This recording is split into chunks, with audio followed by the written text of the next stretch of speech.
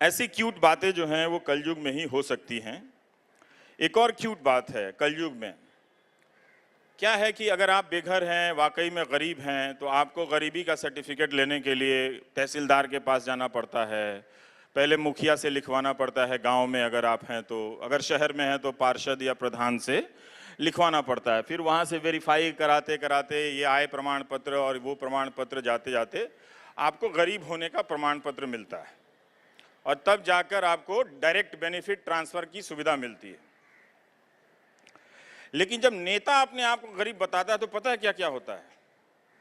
करोड़ों रुपए की रैली का आयोजन किया जाता है, फिर एलईडी लगाया जाता है, फिर बहुत सारे पत्रकार बुलाए जाते हैं, उनका लाइव टेलीकास्ट होता है, फिर अच्छे अच्छे कपड़े सिलवाता है वो, कभी इस रैली में हरे रंग का, उस रैली में पीले रंग का पहन के, फिर हेलीकॉप्टर से आता है वो अपना गरीबी बताने के लिए। 50-60 लाख जो हो जाते हैं तो फिर गाने बजवाता है चारों तरफ, तू मेरा कर्मा, कर्मा का गाना हर रैली में बजता है कलयुग में। तो अचानक वहाँ पर आप खड़े हैं, जिंदाबाद करने गए हैं, तू ही मेरी जान है, तू मेरा सब कुछ, कर्मा का गाना सुनते सुनते आप ट्रांस में चले जाते हैं। जब आप ट्रांस में जाते हैं तो वहाँ एक और गाना बज रहा होता है, जहाँ डाल डाल पे सोने की चिड़िया करती है बसेरा, वो भारत देश है मेरा। तो आपको लगता है हम कहाँ आ गए हैं। तभी आपको दिखता है कि वो नेता जिसको अपने आप को गरीब प्रोजेक्ट करना है, हेलीकॉप्टर से आ रहा होता है, ऊपर से हाथ वेव कर रहा होता है, हिला रहा होता है। तो वो जब उतरता है और फिर वो मंच पे जाता है, तब जाके बोलता है कि मैं गरीब का बेटा हूं। हिंदुस्तान की राजनीति में, पूरी दुनिया में इससे महंगा पॉवर्टी सर्टिफिकेट आपको कहीं नहीं मिलेगा। पूरी दुनिया में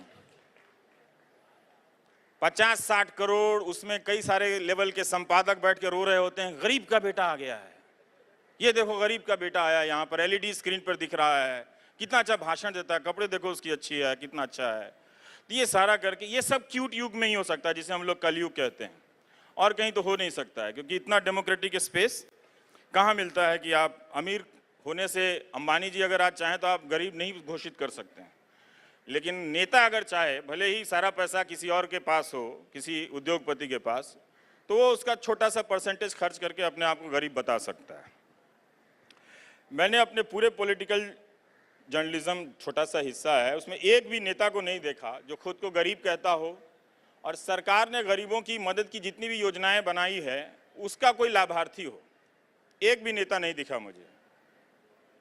या वो उज्ज्वला योजना से गैस का कनेक्शन लेता हो, या वो इंदिरा आवास योजना से उसने मकान लिया हो, ऐसा नहीं। जो बड़े स्तर पर अपने आप को गरीब कहते हैं, ये हमको दिखा नहीं आज तक। तो ये जो है, अचानक उनको याद आता है, जब 15-16 साल तक वो राजनीति में रहते हैं, अचानक याद आता है कि ओह माय गॉड, मैं तो गरीब का बेटा था, माँ मैं गरीब का बेटा हूँ, मैं गरीब का बेटा हूँ। पूरा देश कहने लगता है हाँ ये गरीब का बेटा है, हाँ ये गरीब का बेटा है, बुलाओ जावेद साहब को, सलीम साहब को, एक गरीब का बेटा मिल गया, लिखे नया एक स्क्रिप्ट, गरीब का बेटा मिल गया है, चलो वोट दो, गरीब का बेटा मिल गया है। ये कलयुग में हो सकता है, सतयुग में नहीं हो सकता। सतयुग में तो कोई गरीबी नहीं दिखता था, तो सर्टिफिकेट की क्या जरूरत थी। भगवान जी आए, हम तो नहीं मालूम भगवान जी का क्या जरूरत है, नहीं जरूरत है। वो हमेशा अच्छे हैं, दूसरी की मदद कर देते हैं, कुछ गलत होता है तो असत्य पे हमेशा सत्य की विजय प्राप्त कर लेते हैं। हम लोग यहाँ पर असत्य पे विजय प्राप्त ही नहीं कर पाते हैं।